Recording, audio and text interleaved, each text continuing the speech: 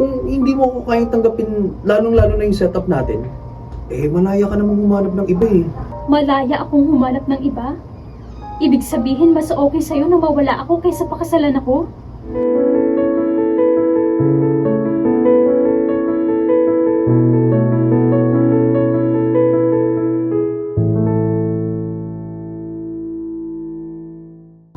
Miguel, 4 na taon na tayong parang mag-asawa. Nakatira tayo sa iisang bahay. Akong nag-aasikaso ng lahat sa'yo. Magpakasal na tayo, please. Kahit sa West lang. Kahit bukas na bukas din. Miguel, will you marry me? Mara. Nakaka-4 na beses ka na. Sabi ko naman sa'yo, huwag na natin madaliin, di ba? Tsaka masaya naman tayo sa ganitong setup natin. Magkarelasyon. Bakit kailangan lagyan ng label na may kasamang pirmahan? Kasi ang ganito na sinasabi mo, pabor lang sa'yo. Nakukuha mo lahat ng serbisyo ko. Nagluluto ako, naglalaba ako, yung alaga ko, yung pagmamahal ko, yung katawan ko. Huwag po. Pero, wala kang pananagutan sa akin eh. Para akong empleyadong walang kontrata. Pwede mo akong sipain palabas anytime.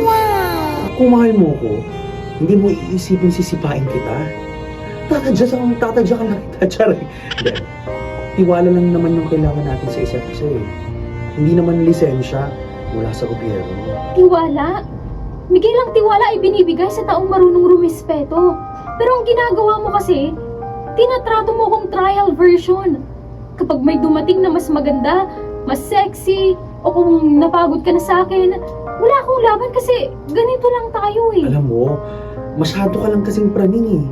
Kung gusto mo magpakasal para lang makasiguro na hindi ako aalis, ibig sabihin, hindi mo ako kilala. At kung pipilitin mo ako, baka lalo lang akong hindi maging handa sa'yo. Hindi ka ba talaga handa? O ayaw mo lang talagang ako ang makasama mo habang buhay?